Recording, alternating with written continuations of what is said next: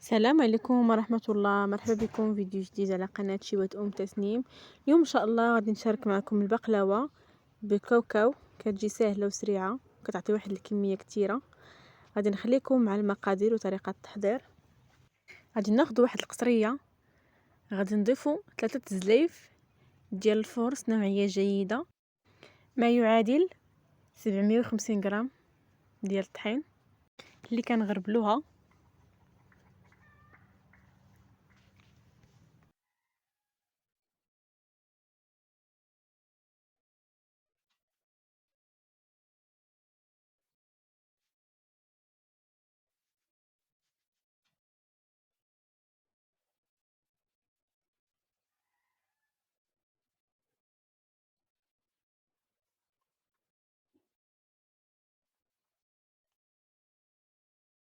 غادي نضيفو واحد القبيصة ديال الملح، وغادي نضيفو كاس ديال العنبه مع مرش ديال السكر كلاصي، حيت غادي نديرو لها العسل في الاخير باش ما تجيش حلوه بزاف. غادي نضيفو الزبده 250 غرام كندوبوها.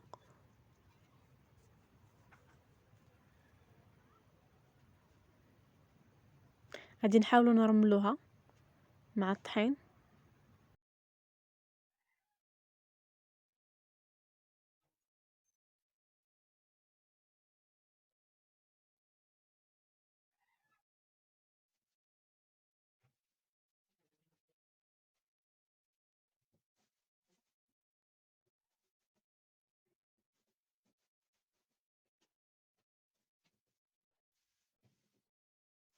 غادي نضيف واحد الكاس ديال المزهر،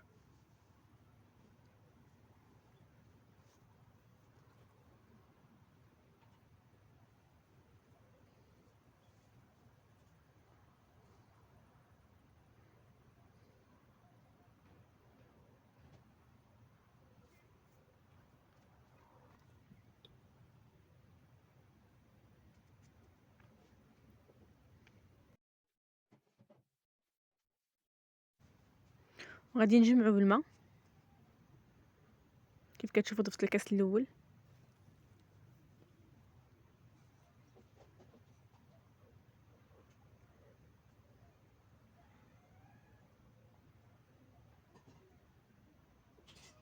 بالنسبه للعجينه ما كتحتاج تشدلك، غادي غير نجمعوها وصافي.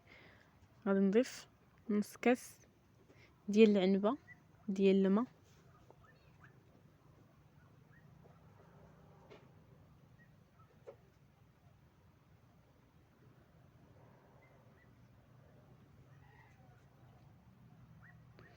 كنحاولوا ندخلوا داك الطحين اللي بقى في العجين.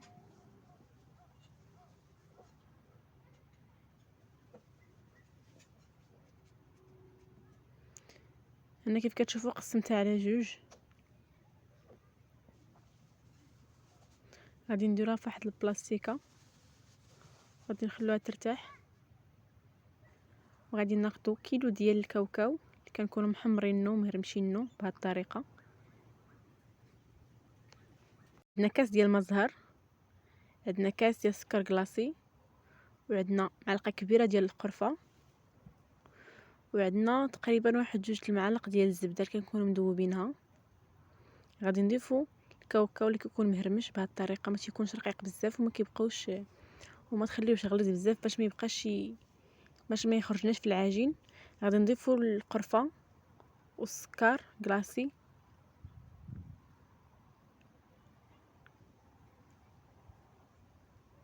غادي نضيفو الزبده،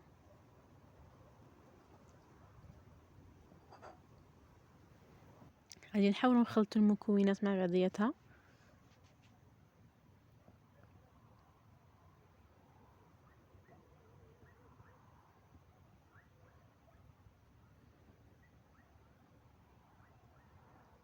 غادي نضيفوا الكاس ديال المزهر،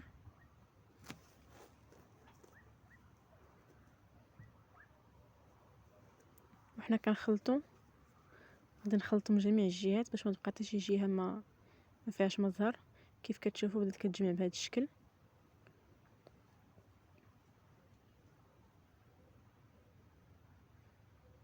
غادي نطلقوا العجينه بالدلاك.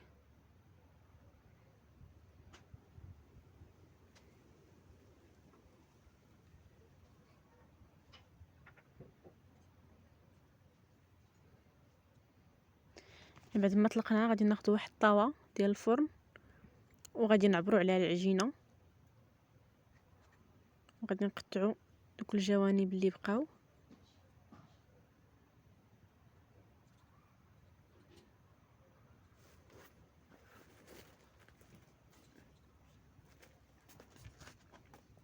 نحاولوا نطلقوها بالمدلك.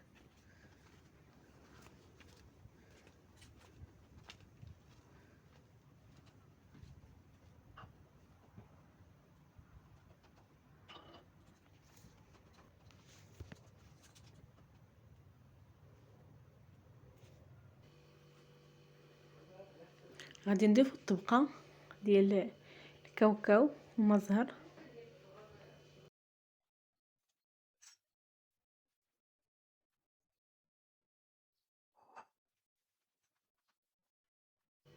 غادي نوزعوه على جميع الجهات.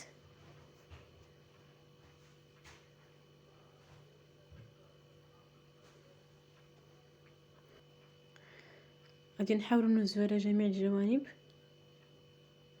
نتاكدوا بان جميع الجوانب فيهم الحشوه باش ما تبقى لنا حتى شي جهه خاويه.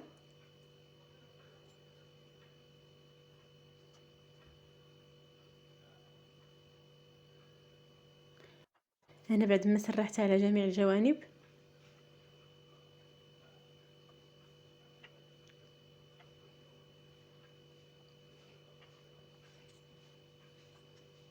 غادي نعاودو نطلقوها بالمدلك باش تجي مقاده.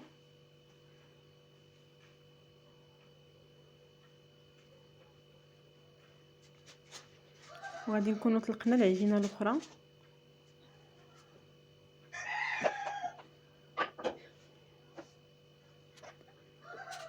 غادي نضيفوها كطبقه اخيره.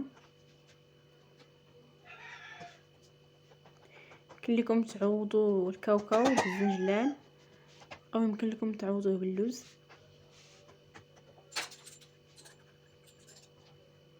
وغادي نقطع الجوانب باش يكونوا زايدين.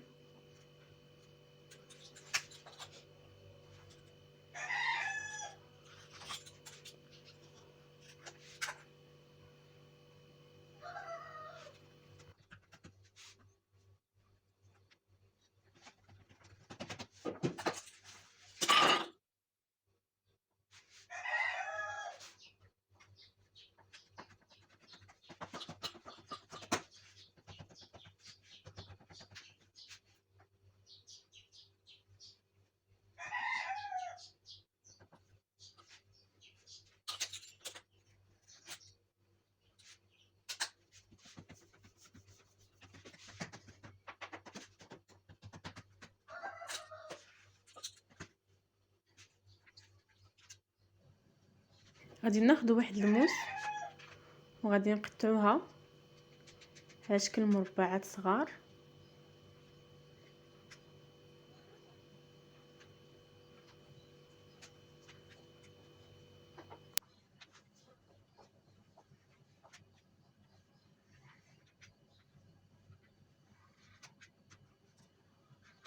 نحاولوا نديروهم قد قد.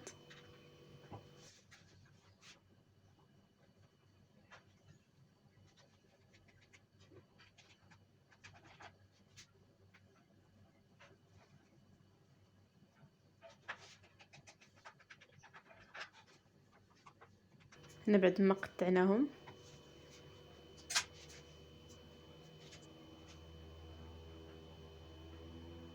غادي ناخذ اللوز اللي كنكونوا درناه في الماء سخون، كنفسخوه وكنضيفوه وكندخلوه للفران، كنشعلوا عليه من التحت حتى كطيب وكنهبطوها لتحت تحمر. كتجي بهذا الشكل. منين كنخرجوها من الفران كنضيفوا عليها العسل، كنوزعوا عليها كامله. وغادي نعاودو نقطعو باش يدخل العسل لوك الجوانب اللي كاينين تما.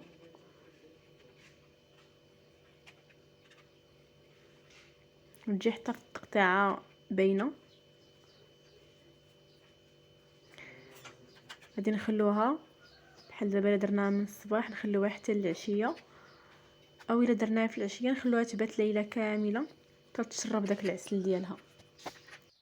هذا هو الشكل النهائي ديالها. نتمنى الفيديو ديال اليوم يعجبكم، ما تنسوش تخلوا لي شي كومونتير زوين وبالصحه والراحه.